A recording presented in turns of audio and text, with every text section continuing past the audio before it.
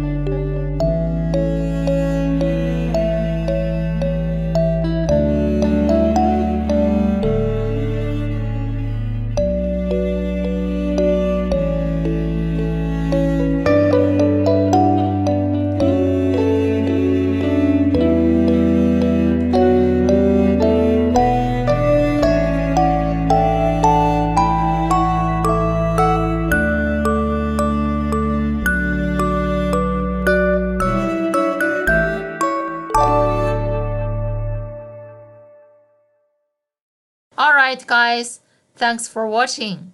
If you like our videos, please give us a thumbs up and hit subscribe below. Thanks again. 感谢观看。